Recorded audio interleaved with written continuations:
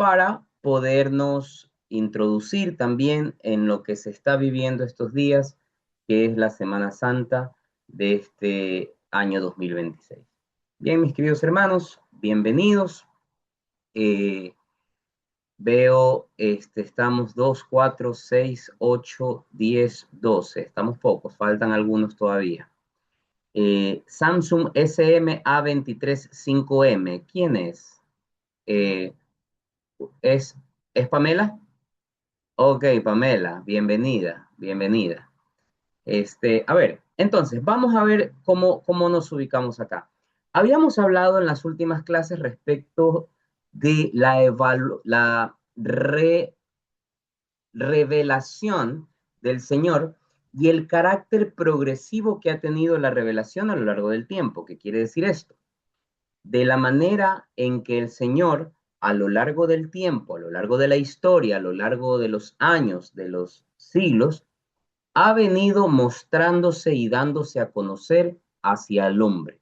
De modo tal que cada vez y cuando Dios hace conocer sus atributos, su voluntad y sus designios para toda la humanidad y para la creación que somos nosotros. Y habíamos hablado de la fe. ¿Qué era la fe? La fe es la respuesta racional del hombre a Dios que se revela. Es decir, sí, vale el concepto aquel de que la fe es la certeza de aquello que no se ve y lo que no se puede ver, pero que lo podemos sentir. Y así, lindo, lindo y bello el violín. A estas alturas del partido tenemos que también racionalizar ciertos conceptos dentro de la teología que no solamente se vayan por la parte sentimental y de la parte de las emociones del individuo, sino que también aterricen en la parte del conocimiento de Dios. ¿Por qué decimos que tenemos fe? Yo tengo fe en Dios porque yo creo en aquello que Dios decide y designa. Eso no quiere decir que dentro de mi corazón humano yo no tenga cierta esperanza de que determinadas cosas sean distintas. Muchas veces a nosotros nos toca vivir o nos toca lidiar situaciones muy complicadas a nivel familiar, a nivel de pareja, a nivel laboral. Una persona que queremos mucho está pasando por una situación complicada y esto nos duele mucho. Y el hecho de que nosotros tengamos fe en Dios no quiere decir solamente que decimos, Señor, me abandono en tu voluntad, haz lo que tú quieras.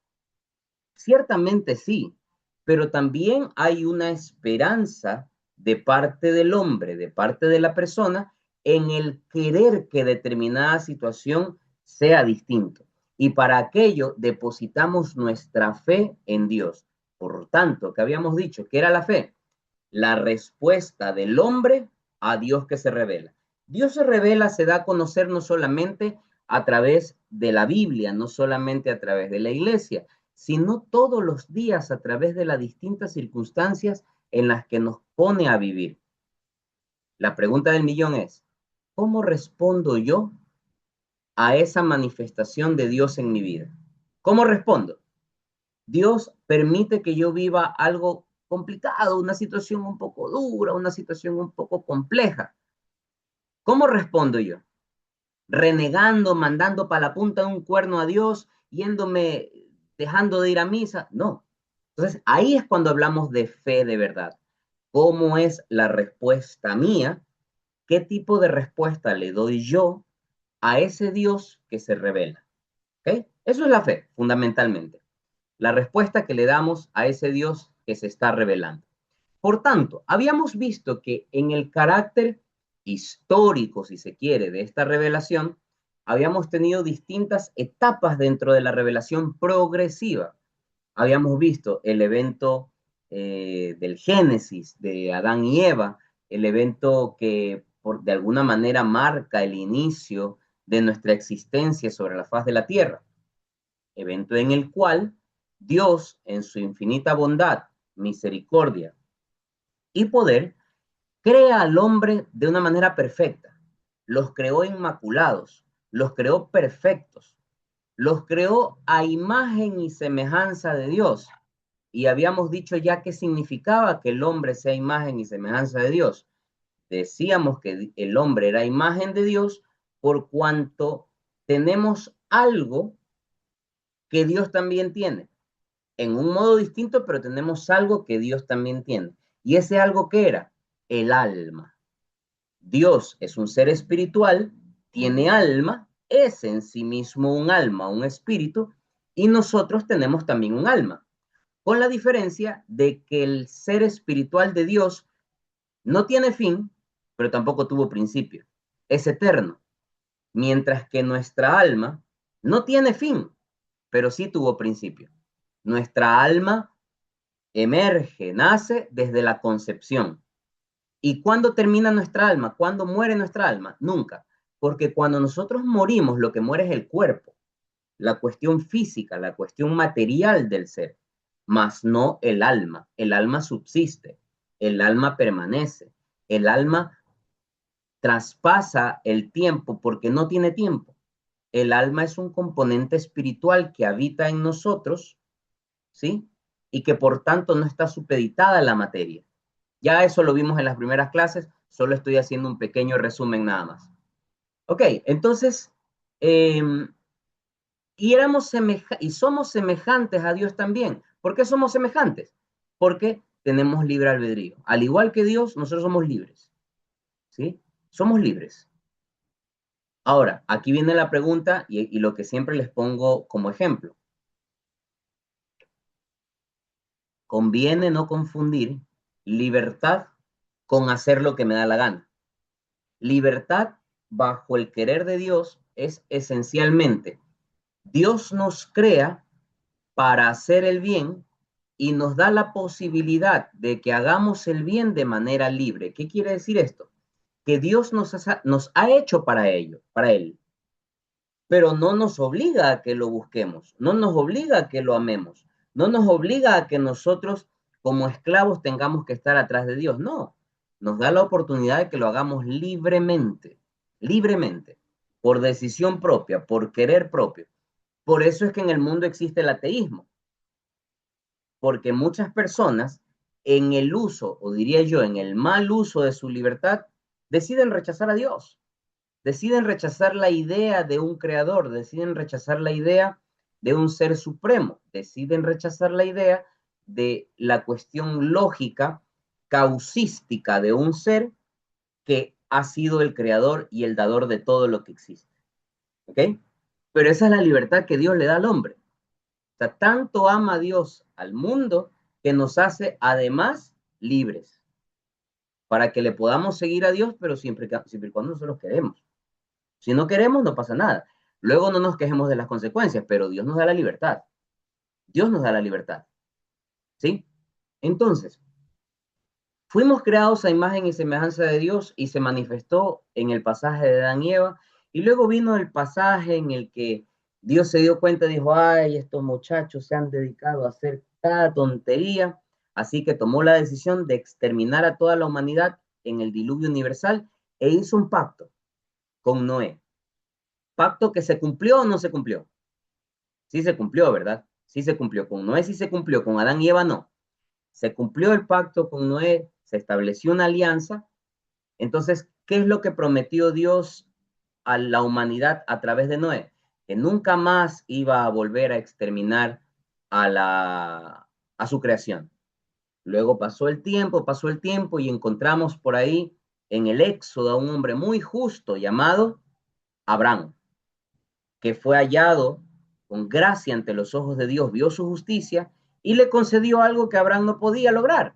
Era que su esposa, Sarai, pueda tener hijos, ¿ya? Porque era una mujer anciana de más de 90 años, no podía tener hijo, entonces Dios le concede que conciban, tengan un hijo, que ya Sarai había hecho la grande y que luego salió Ismael, porque ella pensó que la descendencia provenía de su matrimonio con Abraham, pero como ella no era fértil, no era el útero de ella el que iba a ser utilizado, sino que utilizó a su esclava Agar para que Abraham tenga descendencia.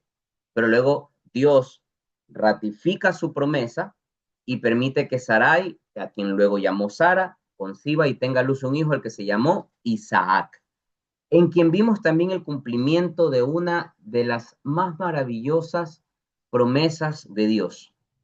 Dios, siendo Abraham un hombre justo, pero que no podía tener hijos, le permite y le da la bendición milagrosa de que tenga un hijo para luego pedírselo en sacrificio. Y alguien podría decir, pucha, qué complicado que ha sido Diosito, ¿no? ¿Cómo actúa Dios, no? Primero me haces esperar por tener un hijo, luego me lo concedes para luego pedírmelo. Pero al final del día, ¿qué es lo que estaba haciendo Dios? Probando la justicia de Abraham. ¿Qué hizo Abraham? Puso reparo, dijo, no, Diosito, no seas malo, no seas así. Abraham obedeció sencillamente, al punto que cuando iban caminando, Isaac le decía, papá, ¿dónde está el cordero para el sacrificio? ¿Dónde está el animal que vamos a sacrificar?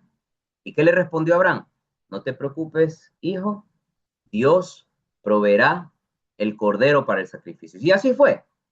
Dios, al ver la obediencia y la justicia en Abraham, proveyó el cordero para el sacrificio y a través de un ángel le comunicó que no tenía que sacrificar a su hijo Isaac y que más bien iba a bendecirlo, y por eso Abraham, que significa padre de muchedumbres.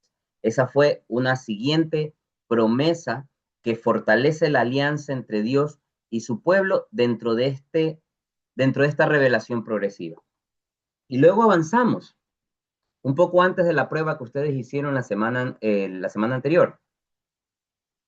Avanzamos hacia otro personaje muy justo también que encontró justicia en los ojos de Dios, que es Moisés, de donde sacamos una primera enseñanza muy bonita. Y ustedes que ya ustedes ya no pueden compararse con los que eran hace algunas semanas cuando empezamos esta preparación. Cuando empezamos esta preparación, a ustedes se les permitía meter las cuatro patas en cosas elementales. Ahora ya no. Si ahora ustedes van caminando por la calle y alguien les dice, hoy mira, tienes que pedirle a Jehová, ¿qué van a decirle ustedes? A ver, espérate un ratito, permíteme que te desasno y te saco de la laguna de la ignorancia en que te encuentras nadando. Y con base en la información de la última clase, ustedes dirán, recuerda que en ese tiempo, ¿qué idiomas se hablaban cuando estaba el tiempo de Moisés? ¿Qué idiomas se hablaba? Se hablaba hebreo y arameo, ¿ya? Y la diferencia entre uno y otro era que el uno no tenía vocales y el otro sí. Y en el pasaje bíblico del Éxodo, cuando Moisés le dice a la zarza ardiendo, que era la presencia de Dios, cuando le dice, si me preguntan quién me envió, ¿cómo le digo? ¿Quién eres tú? ¿Y qué le responde el Señor? Dios le dice, diles que yo soy, te envía a ellos. Si nos vamos nosotros un poquito, sin ponernos muy exquisitos, ¿no? Pero si nos vamos a indagar por sobre los escritos hebreicos y todo el escrito antiguo, encontraremos que ese yo soy significa las letras YHWH, YHWH, que significa ¿qué cosa? Yahvé, que es el nombre con el que los católicos reconocemos al Dios Padre, Yahvé. ¿Está escandalosamente mal dicho Jehová? No, tampoco es que es para pegarles un golpe en la cabeza, pero ciertamente no está bien traducido la palabra Jehová, la palabra correcta es Yahvé, ¿ya? Entonces, eso ya lo sabemos y sabemos de dónde viene. Viene de la revelación que hace Dios en la zarza ardiendo ante Moisés y le dice, diles que yo soy, yo soy. Ahora, es muy chévere esto de Yahvé, ¿no? Porque yo soy. Imagínense todos ustedes, ¿no? Betty, Patricia, Marta, David, Angie, Darla, Alessandro, Pamela, Carla, Helen, Andrés, Mickey. Todos tenemos un nombre. Todos tenemos un nombre, pero que no es un sustantivo como tal, sino que termina siendo un adjetivo. Perdonen que los haga hacer un retroceso a sus clases de gramática de la primaria. Pero ¿cuál es la diferencia entre un sustantivo y un adjetivo? Un sustantivo hace referencia a lo que la cosa es. Por ejemplo, yo digo, esto es un vaso, vaso es el sustantivo, porque esto es un vaso. Luego, si yo digo, a este vaso lo voy a llamar vaso de cristal. Ese de cristal, ¿qué es? Es un adjetivo calificativo, porque le estoy dando un atributo, le estoy dando una descripción. Si yo digo, yo soy hombre, el ser hombre, ¿qué es? Sustantivo, ¿ya? Eso es sustantivo. Si yo digo, yo soy un hombre guapo, eso es mentira, pero además sería un adjetivo calificativo porque le estoy dando un atributo a un sustantivo. Ya. Volvamos al caso de Jesús, del Éxodo. Cuando Dios dice, diles que yo soy, es decir, mi nombre es yo soy, ¿a qué se está refiriendo Dios? ¿A un sustantivo o a un adjetivo? Ciertamente a un sustantivo, porque está hablando de lo que Él es, de la naturaleza del ser. Diles que yo soy, te envía. Es decir, yo puedo decir yo soy hombre. Ustedes pueden decir yo soy joven, yo soy mujer, yo soy guayaquileño, yo soy ecuatoriano. Pero solo un ser es capaz de decir yo soy y no tener que acompañar otra palabra más. Y ese es Dios, porque Él en sí mismo lo es todo, puesto que es el creador de todo, puesto que es el origen de todo y es el dador de todo. Sin Él, ni la más pequeña molécula y partícula existiría sobre la faz de la Tierra. Tan solo la ausencia de Dios provocaría que el caos absoluto reine. Por tanto, yo soy, y sin tener que añadir un adjetivo o un sustantivo, refleja lo que Dios es. Él es la naturaleza del ser, es Dios. Por eso es que la frase, diles que yo soy, hace referencia al nombre de Dios. Perdón que me puse un poco filósofo, pero es para que lo entendamos un poquito, ¿ya? Para que tengamos un poquito el trasfondo filosófico de esta expresión dentro de la revelación de Dios ante Moisés. Y luego, ¿cuál fue la misión que le da Moisés? Pequeña misión, ¿no? Le pide que vaya Moisés y que libere a su pueblo Israel de este bandido, el faraón, que tenía retenido a su pueblo elegido, que lo tenía esclavizado. Y noten ustedes algo. Dios utiliza a Moisés como instrumento, pero a su vez, Dios, gracias a Moisés, establece una alianza con su pueblo. Porque veamos algo, el pueblo de Israel en toda esta travesía de la salvación estuvo a la altura, se portó bien, obedeció a Dios. No, acuérdense que un rato que los dejaron por ahí distraídos y se pusieron a construir un becerro de oro para adorarle, para darle gloria a un Dios falso. Y sin embargo, gracias a la bondad y justicia de Moisés, es que el pueblo de Dios se mantuvo bajo los designios salvíficos de Dios Padre.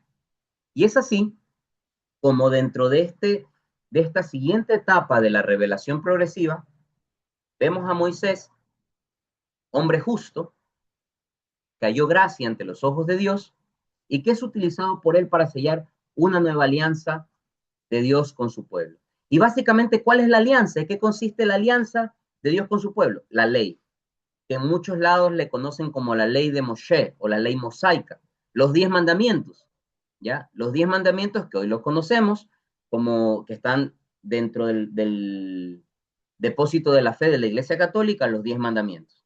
Que esa fue la alianza que estableció Dios con su pueblo a través de Moisés. Entonces, si se dan cuenta, en todas las etapas, Dios establece un pacto. Y ese pacto, al cumplirse, genera una alianza, que no es otra cosa que un compromiso de lado y lado de Dios con su pueblo.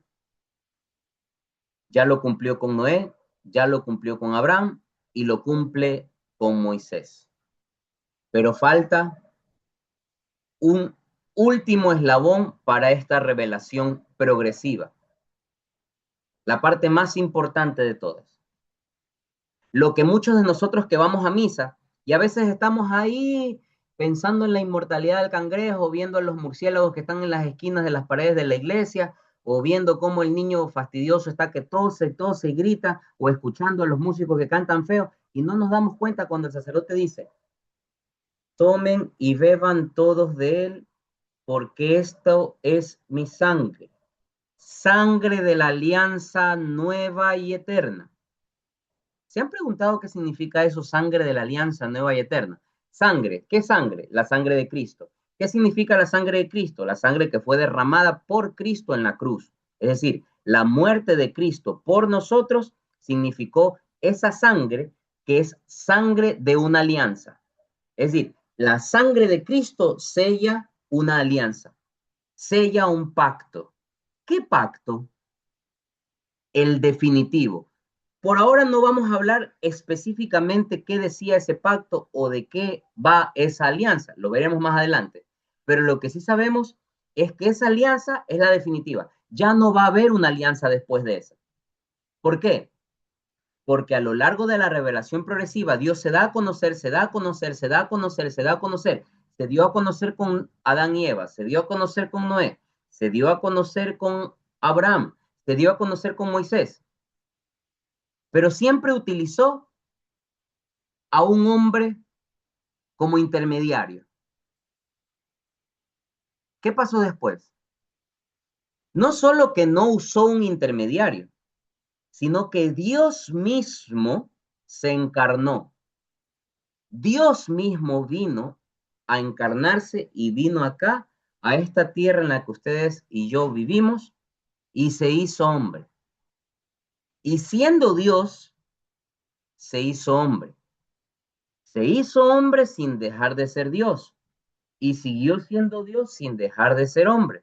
Por ello, hace unas semanas, un par de semanitas, estudiábamos el concepto de Santísima Trinidad y decíamos tres personas divinas distintas que son un único Dios verdadero. ¿Por qué? Porque el Hijo es Dios, sí. El Padre es Dios, sí. ¿Son dos dioses? No, es uno solo. Pero tanto el Padre como el Hijo son Dios. ¿Son iguales? No, son distintos. He ahí entonces la maravilla de la revelación, que en esta alianza, que es nueva, porque la anterior era la de Moisés, entonces la de Jesús es nueva, y que es definitiva, porque después de Jesús no hay más revelación.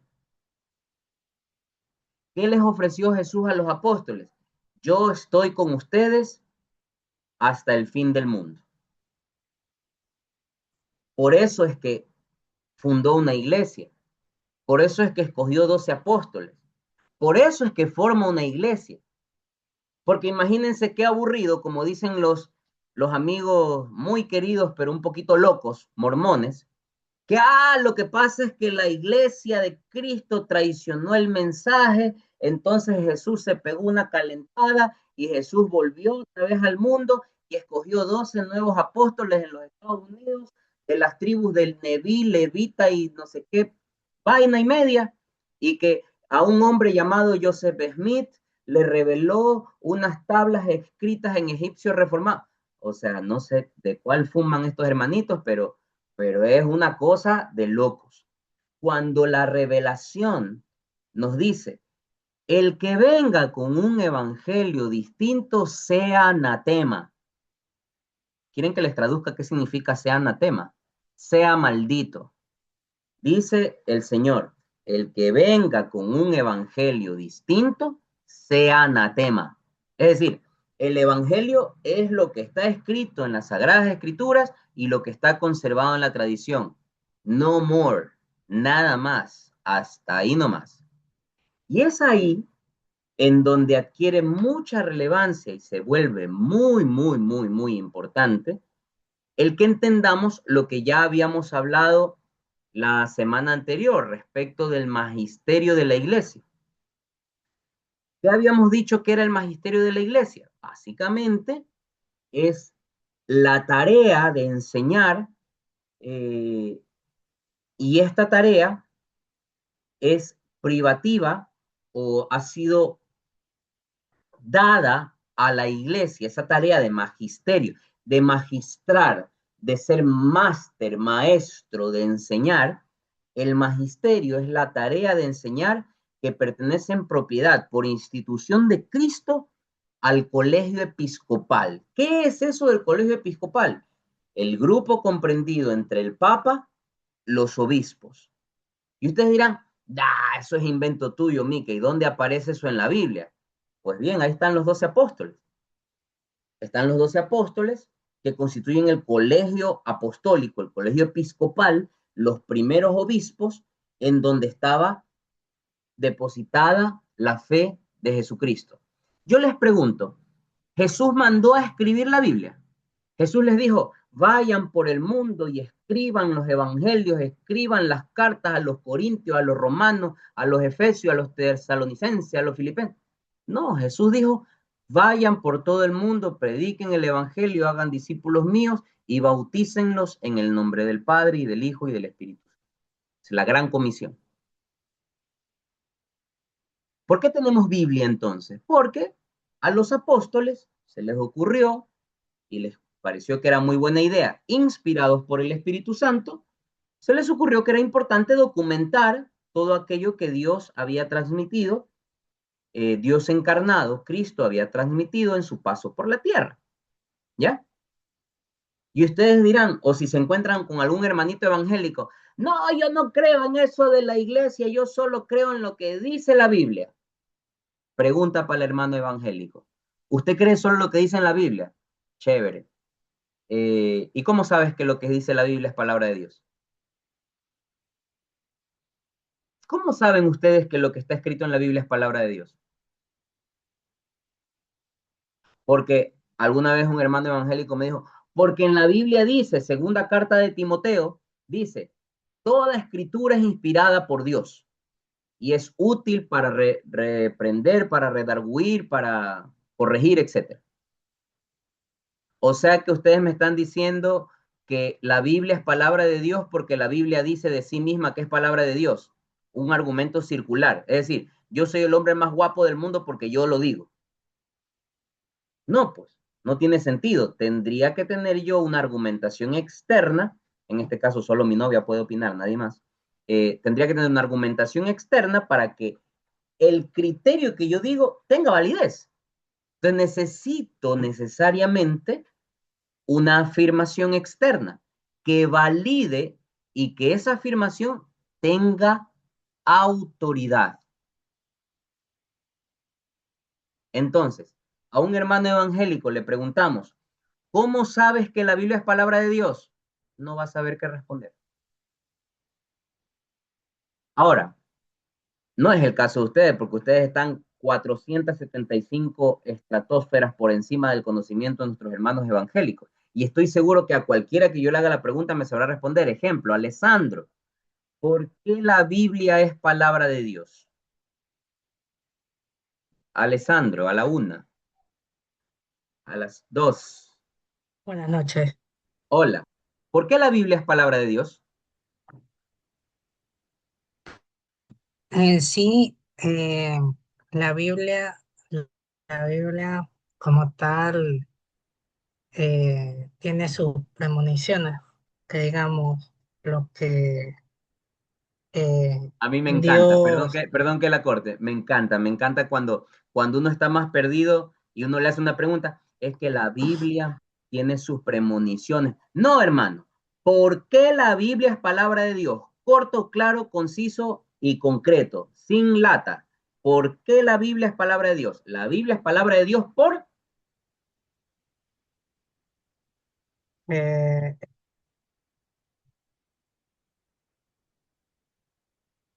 ojo, por si acaso, es una pregunta porque quiero ver qué me responden para ir como que sondeando. Gracias, Alessandro. A ver, Nayeli, ¿por qué la Biblia es palabra de Dios? ¿Por qué estoy seguro que la Biblia es palabra de Dios? Nayeli,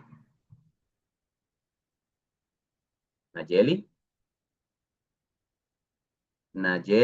Nayeli no está, nos ha engañado. Nos ha hecho creer que está conectada, pero no está. Ok, Buenas noches, disculpe, yo soy la hermana. Y a ya, veces pero como que se le va y no. Aquí Ya, va a responder. ya, ok, listo. A ver, Responda. Nayeli, ¿por qué la Biblia es palabra de Dios? A ver, voy a silenciarla porque tienen abiertos dos micrófonos. Porque es explicación divina. ¿Por qué? ¿Por qué? Escucha. Porque es inspiración. Sí, No se ahí. escucha. Es inspiración divina. Sí. Ah, Toma. ok. O sea, porque los libros que están escritos ahí han sido inspirados por Dios, entonces son palabra de Dios. Ok, se la compro. Pero una pregunta, ¿por qué tenemos, a ver, la respuesta que ha dado Nayeli, pega en el palo, luego le pega en la nuca al arquero, luego le pega al pie al rival y ahí entra. Es gol, pero tiene que pegar tres golpes para poder entrar. Pero hay algo que nos falta ahí. Ciertamente la Biblia, para ser considerada palabra de Dios, la palabra mismo lo dice, palabra de Dios, es algo dicho por Dios, quiere decir que es inspirado por Dios. Porque ciertamente el Evangelio de Lucas, ¿quién lo escribió? Lucas, y Lucas no es Dios, pero entendemos que Lucas fue inspirado por Dios para escribir. Es decir, Lucas escribió lo que Dios, a través del Espíritu Santo, le inspiró a escribir. Pero ¿cómo sabemos que, por ejemplo, la segunda carta de Pedro, o cómo sabemos que la tercera carta de Juan es palabra de Dios? Ya sabemos que la Biblia en general, todos los libros que componen la Biblia, Mateo, Marcos, Lucas, Juan, Primera de Corintios, Hechos de los Apóstoles, etcétera, todas ellas son palabra de Dios. Pero una en particular, quiero saber por qué Tercera de Juan es palabra de Dios. ¿Por qué es así? ¿Y por qué, por ejemplo, primera carta de Clemente a los Corintios, esa no fue considerada, esa no es palabra de Dios? Y sin embargo fue un escrito realizado por el Pedro, Lino, Cleto, Clemente, por el cuarto papa de toda la historia, y que fue un discípulo de Pedro y de Pablo. ¿Por qué esa carta de Clemente no es palabra de Dios? ¿Por qué no está dentro de la Biblia? ¿Y por qué tercera de Juan sí? A ver, pensemos un poquito. A ver, David, fíjese la respuesta que dio Nayeli. Dijo, la Biblia es palabra de Dios porque fue inspirada por Dios. Chévere. Ahora, ¿cómo sabemos nosotros que estos libros que están en la Biblia son los que deben ser y no otros? ¿Por qué tercera de Juan es palabra de Dios?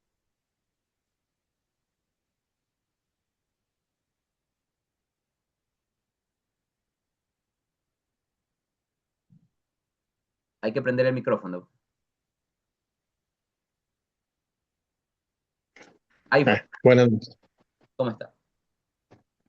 A ver, porque Dios es la creación de todo. Ok. Y, o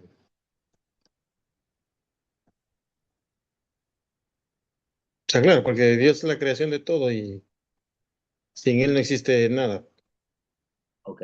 A ver, les voy a dar el mérito de esto. Es una pregunta muy difícil la que estoy haciendo. Es más, con esta pregunta, ustedes están en la capacidad de convertir un evangélico a hacerlo católico. Obviamente hay que saberla hacer, pues, ¿no? Hay que saber manejar la pregunta. Si a usted, hermano evangélico, le dice, ¿cómo sabes que lo que tienes ahí es palabra de Dios? Va a decir cosas como que porque la Biblia lo dice, pero eso es un argumento circular. Es circular. Yo digo que la Biblia es palabra de Dios porque la Biblia lo dice a sí mismo. Entonces no tiene sentido. Luego, si tú le preguntas, ¿cómo sabes que esos libros que están ahí son y no otros? Van a decir cosas como la que dice David, ¿no? Porque Dios es el principio, porque Dios es todo, porque Dios lo dio. Nada, nada. Aquí, racionalmente, encontremos un argumento sólido de peso por el cual podamos establecer que la Biblia es palabra de Dios y los libros que están ahí son los que tienen que ser y no otros. Yo les voy a hacer la primera pregunta. Estamos claros que Jesús fundó una Biblia, una iglesia, ¿verdad? Estamos claros. Jesús le dijo a Pedro, bienaventurado eres, Simón, porque esto no te lo ha revelado el hombre, sino te lo ha revelado mi Padre que está en los cielos. Por eso yo te digo que tú eres Pedro, y sobre esta piedra edificaré mi iglesia. Jesús no dijo, edificaré mi Biblia, edificaré mi... No, Jesús le dijo, sobre ti edificaré mi iglesia. ¿Quién es Pedro? El primer papa. Pedro es el primer papa.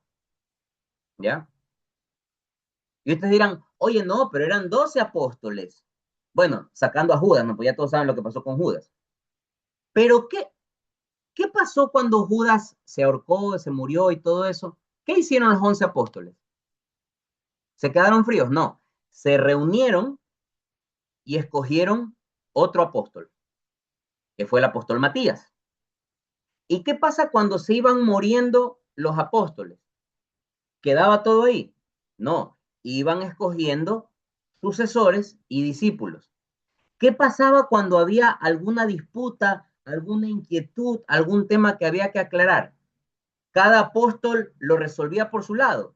Digamos, Pablo, que era el obispo de los gentiles, Pedro, que era el obispo de Roma o de Antioquía inicialmente, cada uno lo resolvía por su lado. No, todos iban hacia ¿qué apóstol iban?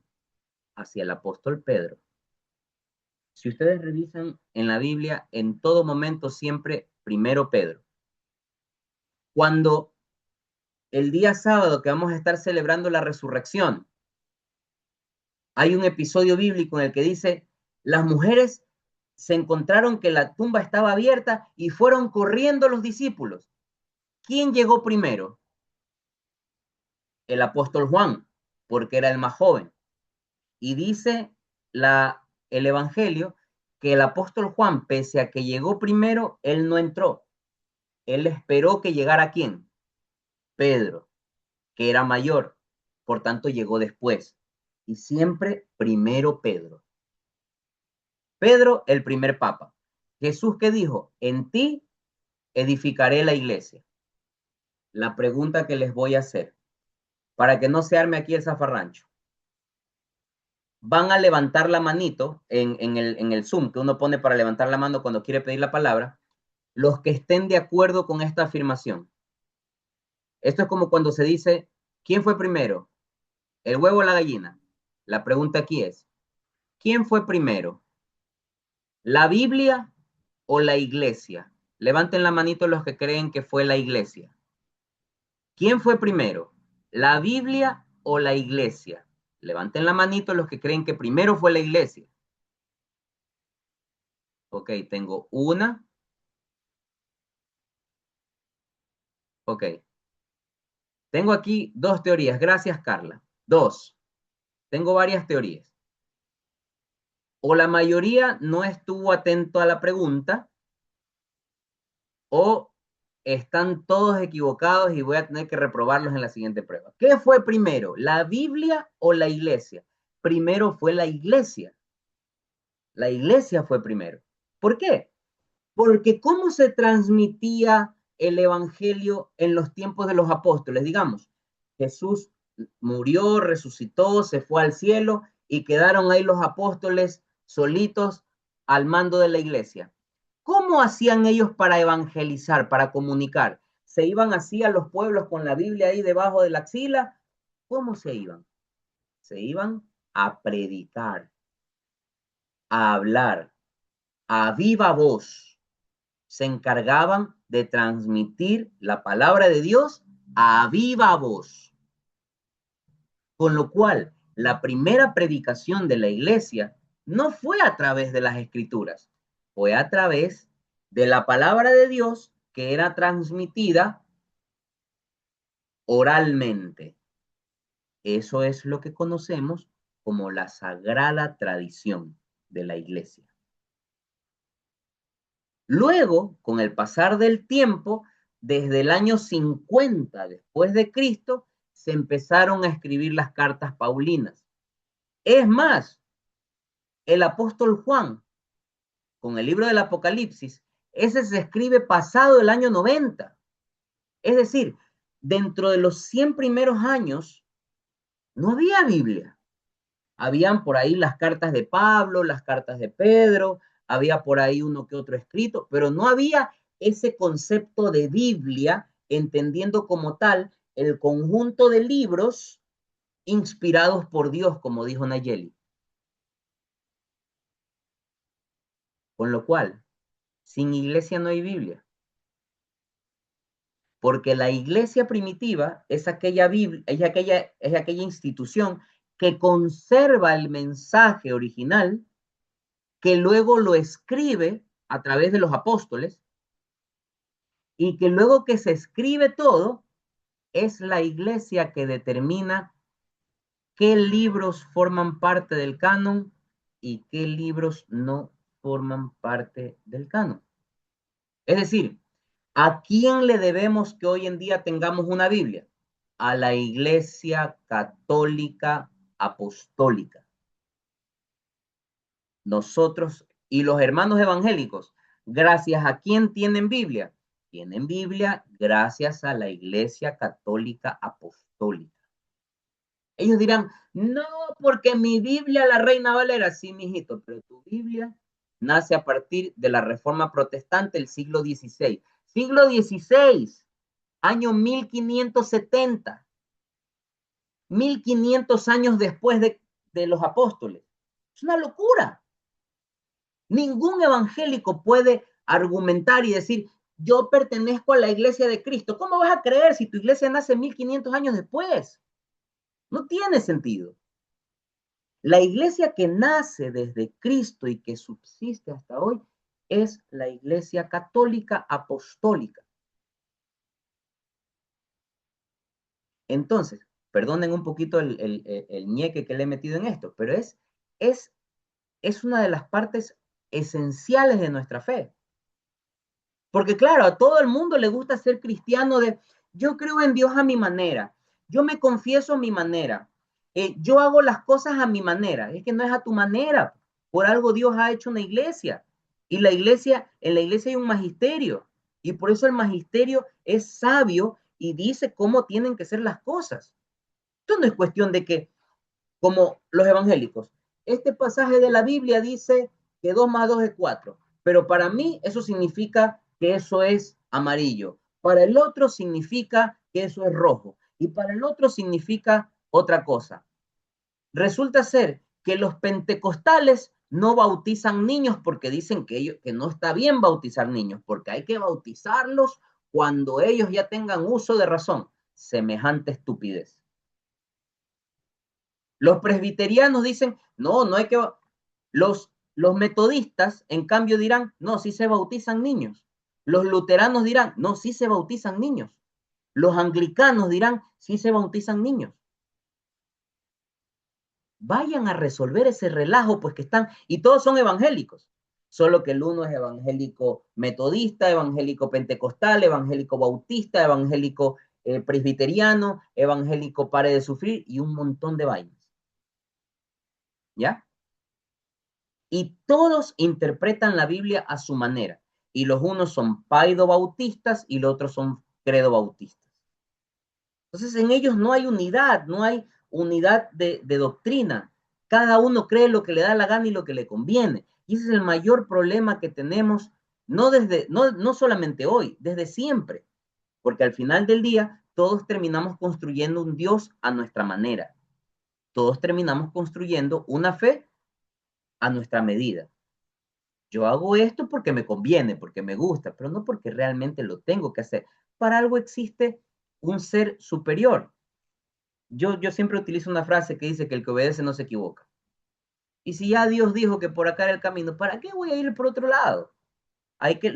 Lo que me toca hacer es meterle todo el ñeque posible del mundo para irme por donde Dios dijo que es. No hay que inventar el agua tibia. Entonces, en ese sentido, la iglesia, en su magisterio ordinario, que es el colegio episcopal presidido por el Papa, tienen un carácter de infalibilidad. Porque, ¿qué les había dicho yo? Para que nosotros digamos, esta Biblia es palabra de Dios y nos lo tuvo que decir un externo, para poder yo creer que eso es cierto, este externo debe tener autoridad. Y no solo debe tener autoridad, debe de ser infalible.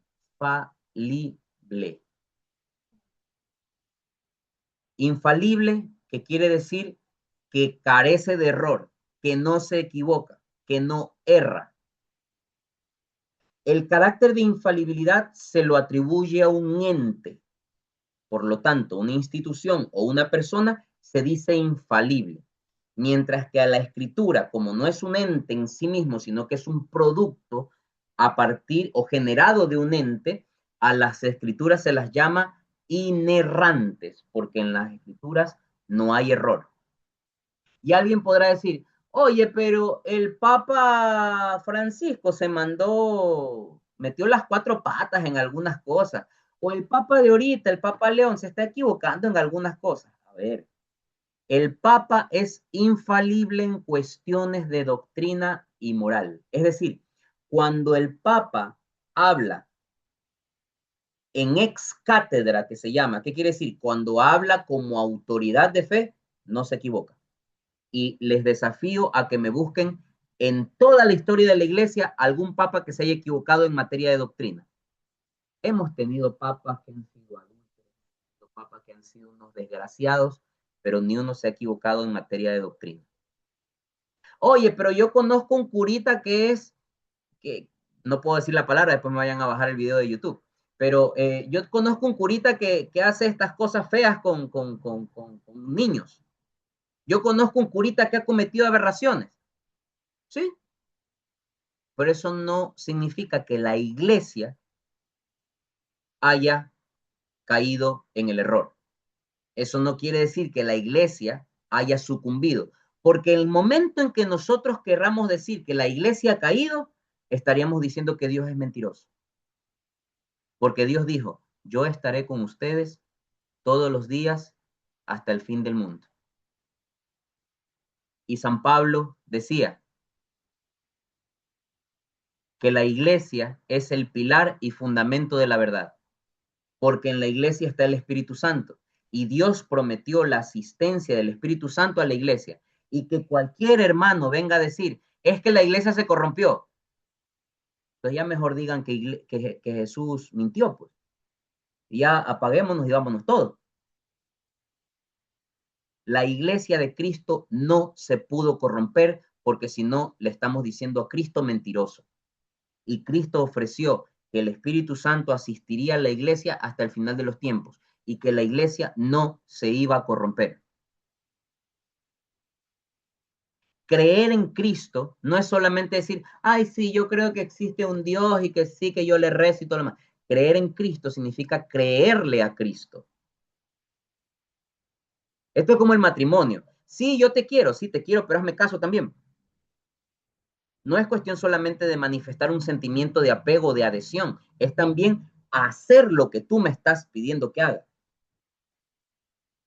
Si yo me llamo cristiano y creo en Dios, tengo que creerle a Dios cuando me dice, mijo, hay que hacer las cosas así, así y asado. Entonces hay que hacer lo que Dios nos pide, pues. ¿Y cómo nos pide que hagamos Dios las cosas? A través de la Biblia y a través de la iglesia. Por tanto, ¿qué es primero? ¿La Biblia o la iglesia? Respuesta, la iglesia. La iglesia es primero. Por tanto, el autor de la Biblia ciertamente es Dios, porque la Biblia es palabra de Dios. Porque en la Biblia contienen y están manifiestas las escrituras dadas por Dios, que no han sido escritas por puño y letra por Dios, han sido escritas por los apóstoles. Y estos apóstoles han sido, apóstoles y discípulos, han sido inspirados por Dios. De hecho, a ellos se les llama los agiógrafos, es decir, es el tipo que escribe. Luego, la inspiración divina, eso es otra cosa. Ahora, aquí viene un problema. Ustedes dirán, oye, pero yo tengo un hermanito que tiene una Biblia en la que no le dicen Yahvé, sino le dicen Jehová. Oye, es que yo tengo un hermanito que tiene una Biblia. Es más, No tomen tan agresivo lo que voy a decir, pero les apuesto que más de uno de ustedes tiene en su casa la típica, a la entrada, la Biblia así abierta de par en par, como elemento decorativo. Cuando la Biblia es para leerla, no para ponerla de adorno. Y le apuesto que más de uno, sin darse cuenta, tiene una Biblia que es evangélica. Mica, ¿y cómo hago para reconocer una Biblia que no es católica? Váyanse a la primera página. Y si dice Sociedades Bíblicas Unidas de Ecuador, Salvador, lo que sea, sociedades bíblicas, eso es evangélico. Una forma más precisa de reconocer que tengo una Biblia católica y una que no es católica, simple. La Biblia católica tiene 73 libros, 46 libros en el Antiguo Testamento y 27 en el Nuevo Testamento. ¿Sí? La Biblia evangélica, por su parte, tiene 66 libros. 66 libros. Entonces, 39 en el Antiguo y 27 en el Nuevo. Y ustedes dirán, oye, pero de lo que me acabas de decir, el Nuevo Testamento es el mismo para los evangélicos que para nosotros. Sí. ¿Qué cambia? Traducción. Hay unas traducciones equivocadas ahí. Pero ¿dónde está también el problema? En el Antiguo Testamento. Ahí hay una diferencia entre los evangélicos que tienen 39 libros y nosotros que tenemos 46. Ellos olímpicamente se comieron el libro de Tobías, Judith, Sabiduría, Eclesiástico, Baruch, primera carta de Macabeos y segunda carta de Macabeos. Qué coincidencia, en la segunda carta de Macabeos se revela y se explicita abiertamente el purgatorio. Y adivinen qué, los evangélicos no creen en el purgatorio. Qué conveniente. Martín Lutero en el siglo XVI intentó sacar del canon de la Biblia. Cuando yo me refiero a canon, ¿qué significa canon? El listado de los libros. El listado. Esto que les acabo de mencionar yo, el listado de los que son 46 libros en el Antiguo y 27 en el Nuevo. Esa lista se llama canon. Y este Martín Lutero intentó sacar del canon del Nuevo Testamento la carta de Santiago. Y adivinen por qué. Porque hay una partecita del libro de Santiago que dice: la fe sin obras es una fe muerta. Muéstrame tu fe sin obras, que yo a través de mis obras te demostraré mi fe. Entonces, ¿qué nos está diciendo las Sagradas Escrituras? Que para podernos salvar hay que tener fe, pero también hay que esforzarse. Entonces, no es cuestión de acostarse, panza arriba, y decir yo tengo fe, como dicen los evangélicos, porque los evangélicos dicen que basta tener fe. Por eso le llaman ellos el principio de sola fides, solo la fe. En cambio, el magisterio de la iglesia y la misma Biblia nos enseña que no solo es fe, es obras también. No solo es cuestión de tener fe, también hay que sacarse el aire, también hay que hacer obras, hay que cumplir. Santiago lo dice: la fe sin obras es una fe muerta. Muéstrame tu fe sin obras, que yo a través de mis obras te demostraré mi fe. ¿Y qué quiso hacer Martín Lutero? Sacar ese libro. Obvio, porque no le convenía. Gracias a Dios no lo logró. Entonces, primero fue la iglesia antes que la Biblia. La Biblia es el resultado del trabajo de la iglesia. Respondiendo a la pregunta, ¿cómo responde un católico a la pregunta que hice al inicio de esta clase? ¿Cómo sabemos que la Biblia es palabra de Dios? Respuesta: porque así lo estableció la Iglesia Católica Apostólica. Fin. Mis queridos hermanos, cuídense muchísimo. Nos vemos la noche de mañana y seguiremos con este tema y vamos a ir avanzando, ¿ok? Que Dios los bendiga. Cuídense mucho. Hasta mañana.